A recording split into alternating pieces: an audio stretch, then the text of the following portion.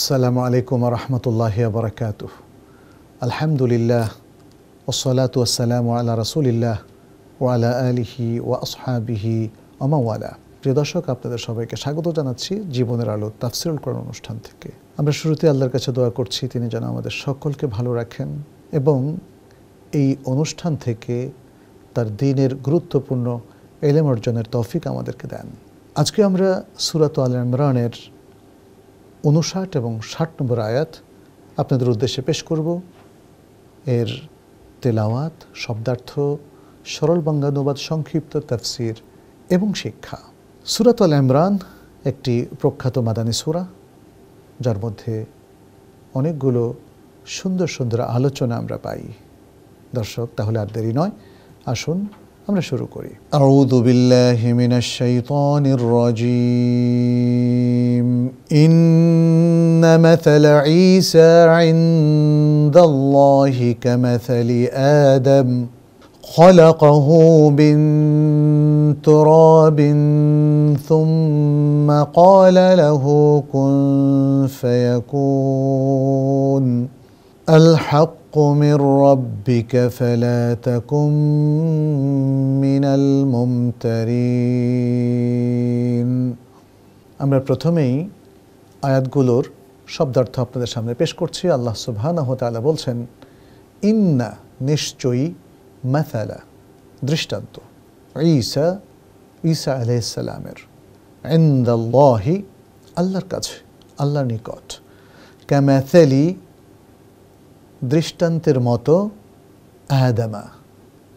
আদম আলাইহিস সালামের, খলাকাহু, তিনি তাকে সৃষ্টি করেছেন, অর্থাৎ আল্লাহ আদমকে সৃষ্টি করেছেন, মিন, হতে, তুরাবিন, মাটি হতে, সুম্মা, অতঃপর, ক্বালা লাহু, তিনি বললেন তাকে, কুন, হাও, ফায়াকুন, অমনিতা হয়ে যায়। আল হাক্কু, সত্য, মিন, হতে, রব্বিকা, আপনার রবের পক্ষ হতে, ফালা তাকুন, অতএব হবেন না, মিন, অন্তর্ভুক্ত বা হতে, আল মুমতারিন, আয় শাকিন, সন্দেহ পোষণকারী, অতএব সন্দেহ পোষণকারীদের মধ্যে অন্তর্ভুক্ত হবেন না। প্রিয় দর্শক, এবারে আমরা সরল অর্থানুবাদটা পেশ করছি। আল্লাহ সুবহানাহু ওয়া তাআলা বলছেন, নিশ্চয়ই আল্লাহর কাছে ঈসা আলাইহিস সালামের দৃষ্টান্ত আদম আলাইহিস সালামের দৃষ্টান্তের মতোই। তিনি আদমকে মাটি থেকে সৃষ্টি করেছেন, অতঃপর তাকে বললেন হাও, অমনি সে হয়ে যায়। সত্য আপনার রবের কাছ থেকে এসেছে, অতএব আপনি সত্যে সন্দেহবাদীদের অন্তর্ভুক্ত হবেন না, অর্থাৎ সত্যের বিষয়ে সন্দেহ পোষণ করবেন না। ছোট্ট দুটো আয়াত, কিন্তু এর মধ্যে চমৎকার সব বক্তব্য রয়েছে। সূরা আল ইমরানের 59 এবং 60 নম্বর এই দুটো আয়াতে আল্লাহ সুবহানাহু ওয়া তাআলা আবারও ঈসা আলাইহিস সালামের প্রসঙ্গটা নিয়ে এসেছেন খ্রিস্টানদের যে ভুল আকীদা, বিশ্বাস তার ব্যাপারে রয়েছে, সেটাকে অপনোদন করার জন্যে, সেটাকে প্রত্যাখ্যান করার জন্যে। এখানে তিনি আদম আলাইহিস সালামের সাথে ঈসা আলাইহিস সালামের সুন্দর একটা তুলনা করলেন এবং এর মাধ্যমে তিনি হুজ্জত কায়েম করলেন নাসারা তথা খ্রিস্টানদের উপর, যে আসলে ঈসা আলাইহিস সালাম তিনি আল্লাহ নন, রব নন, ইলাহ নন, এবং তার সৃষ্টির মধ্যে অভিনবত্ব আছে, কিন্তু অসত্য কিছু নেই। তিনি আদম আলাইহিস সালামের সাথে এই তুলনাটা করে সেই জিনিসটাই বুঝিয়ে দিলেন এবং তিনি এর মাধ্যমে আয়াতের আরেকটি গুরুত্বপূর্ণ অংশ তুলে ধরলেন। সেটি হচ্ছে যেন আল্লাহর উদ্ধৃত কোনো বিষয় নিয়ে আমরা সংশয়ে নিপতিত না হই। প্রিয় দর্শক, আয়াতগুলোর একটু সংক্ষিপ্ত ব্যাখ্যা আমরা যেতে চাই। আমরা দেখতে চাই যে আমাদের মুফাসসিরিনে কেরাম আয়াতগুলোর এই ব্যাখ্যা নিয়ে কি বলেছেন। ইমাম ওয়াহিদি তিনি তার আত-তাফসীর আল ওয়াসিত এই গ্রন্থে উল্লেখ করেছেন যে আল্লাহ সুবহানাহু ওয়া তাআলা যে বললেন ইন্না মাতালা ঈসা ইনদাল্লাহি কামাতালি আদম, এটার দ্বারা মূলত তিনি আদম আলাইহিস সালামের সৃষ্টির সাথে ঈসা আলাইহিস সালামের সৃষ্টিকে তিনি তুলনা করলেন, আল্লাহ সুবহানাহু ওয়া তাআলা বললেন। এবং এখানে মুশাব্বাহ বিহি অর্থাৎ যার সাথে তুলনা করা হলো সেটা হলো আদম আলাইহিস সালাম। আদম আলাইহিস সালামের সৃষ্টির অভিনবত্ব হচ্ছে এবং আল্লাহর কুদরতের বিষয়টা এখানে হলো আদম আলাইহিস সালামকে তিনি মাটি থেকে সৃষ্টি করেছেন এবং তার কোনো বাবাও ছিল না, মাও ছিল না। আর ঈসা আলাইহিস সালামের সৃষ্টির অভিনবত্ব হলো তার মা ছিল কিন্তু বাবা ছিল না। তাহলে আল্লাহর পক্ষে যদি মা বাবা ছাড়া কাউকে সৃষ্টি করা সহজ হয়, তাহলে ঈসা আলাইহিস সালাম তাকে শুধু বাবা ছাড়া সৃষ্টি করা কেন কঠিন হবে, বরং সেটা তার অধিকতর সহজ। মূলত এই দিকে ফোকাস করলেন আল্লাহ সুবহানাহু ওয়া তাআলা, যেন মানুষ বুঝতে পারে যে স্রষ্টা, যে আল্লাহ রাব্বুল আলামিন আদমকে সৃষ্টি করলেন, তার জন্য ঈসা আলাইহিস সালামকে সৃষ্টি করা আরও অধিক সহজ। অতএব যারা আদম আলাইহিস সালামের প্রতি ঈমান এনেছে তাদের উচিত হচ্ছে ঈসা আলাইহিস সালামের প্রতিও ঈমান আনা এবং আদমের সৃষ্টি তত্ত্ব নিয়ে তারা যা জেনেছে সেটাতে তারা যেমন বিশ্বাস করেছে, তাদের উচিত হলো এবং ওয়াজিব হলো ঈসা আলাইহিস সালামের সৃষ্টি তত্ত্বের ব্যাপারেও নিঃসংক চিত্তে বিশ্বাসী হওয়া এবং বিশ্বাস করা। আল্লাহ সুবহানাহু ওয়া তাআলা এখানে এরপর বললেন খালাকাহু মিন তুরাবিন সুম্মা ক্বালা লাহু কুন ফায়াকুন, আদমকে তিনি মাটি থেকে সৃষ্টি করার পরে বললেন হও, আর অমনি হয়ে যায়। ইমাম তাবারি বলেন এই আয়াতের ব্যাখ্যায়, তিনি বলেন ওয়ালাম ইয়া মুহাম্মদ আন্না মা ক্বালাহু রাব্বুকা ফাহুয়া হাক্কুন, বললেন যে হে মুহাম্মদ, আপনার রব যেটা বলছে সেটা হক। আপনার রব বললেন কোন, আর ফায়াকুন, ফলে তা হয়ে যায়। অতএব এটা আপনি জেনে রাখুন, এই এলেমটা আমাদের সবার থাকা দরকার যে আল্লাহ যখনই বলেন হও অমনি হয়ে যায়।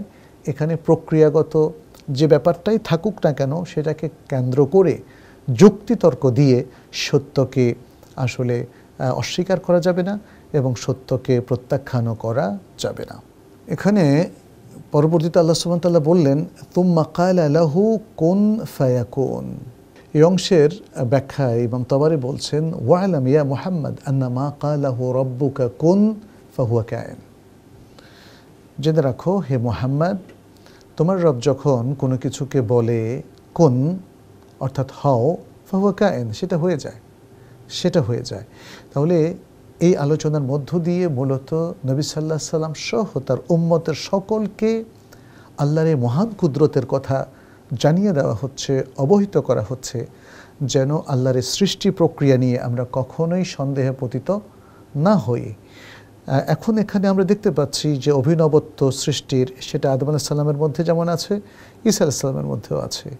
আল্লাহ আসলে বলতে চাচ্ছেন যে তাদের সব সৃষ্টি একই প্রক্রিয়া হয়েছে, সেটা হচ্ছে আল্লাহ বলেছেন কোন, তারপর সেটা হয়েছে।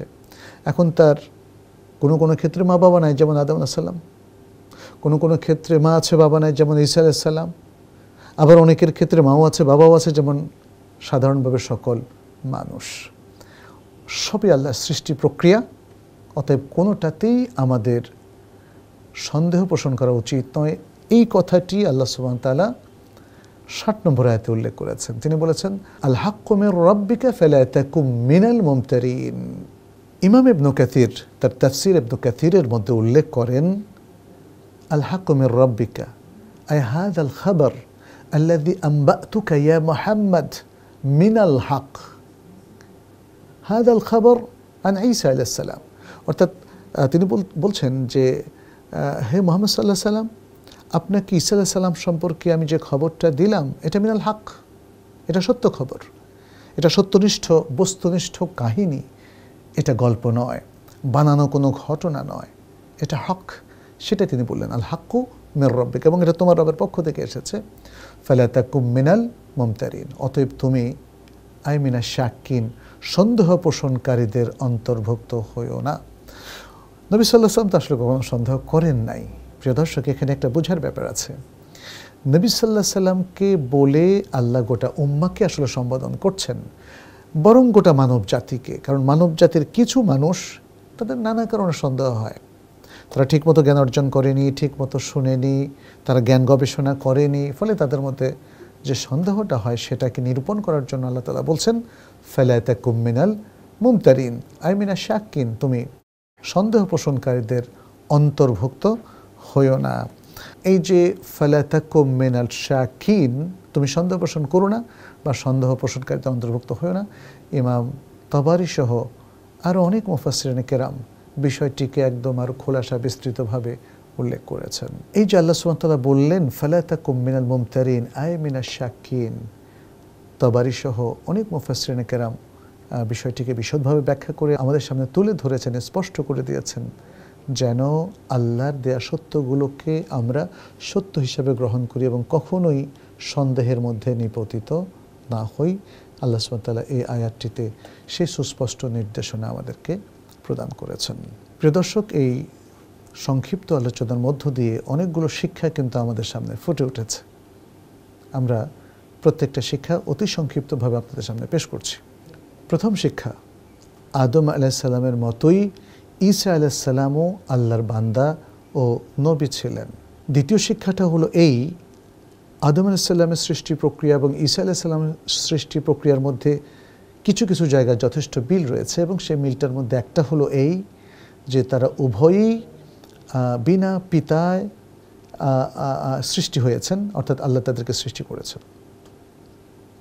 তৃতীয় শিক্ষা হলো আদম আলাইহিস সালাম এবং ঈসা আলাইহিস সালামের সৃষ্টি প্রক্রিয়ায় একটা জায়গাও মিল ছিল, সেটা হলো আল্লাহ আদম আলাইহিস সালামকে মা এবং বাবা ছাড়াই সৃষ্টি করলেন, কিন্তু ঈসা আলাইহিস সালামের ক্ষেত্রে তার মা ছিল যদিও বাবা ছিল না। চতুর্থ শিক্ষাটা হলো সৃষ্টির ক্ষেত্রে আল্লাহর অভিনবত্ব এবং মহান কুদরত, তিনি যে কোনো প্রক্রিয়ায় মানব সৃষ্টিকে বাস্তবায়িত করতে পারেন। পঞ্চম শিক্ষা হচ্ছে আল্লাহর দেয়া সকল সংবাদ এবং সকল বৃত্তান্ত সত্যনিষ্ঠ এবং সঠিক। আজকের এই আলোচনার সবচেয়ে গুরুত্বপূর্ণ এবং সর্বশেষ শিক্ষাটা হলো ঈসা আলাইহিস সালাম তিনি আল্লাহর বান্দা, তিনি রব নন, ইলাহ নন। এই বর্ণনার মধ্য দিয়ে আল্লাহ সুবহানাহু ওয়া তাআলা তাকে বান্দা হিসাবে চিত্রিত করেছেন, ফলে তাকে রব এবং ইলাহ বানিয়ে খ্রিস্টানদের যে তৃত্ববাদের বিশ্বাস সেটি বাতিল বলে এখানে প্রমাণিত হলো। প্রিয় দর্শক, আল্লাহ সুবহানাহু ওয়া তাআলা আল কোরআন আমাদেরকে দিয়েছেন সত্য জানার জন্য এবং সত্যনিষ্ঠ জীবনযাপনের জন্য। আসুন আমরা কোরআন ভালো করে অধ্যয়ন করি, বুঝি এবং আলোকিত হই। আল্লাহ আমাদেরকে তৌফিক দান করুন। হাদা সাল্লাল্লাহু ওয়াসাল্লাম আলা নবিয়িনা মুহাম্মদ ওয়া আলা আলিহি ওয়া আসহাবিহি আজমাইন।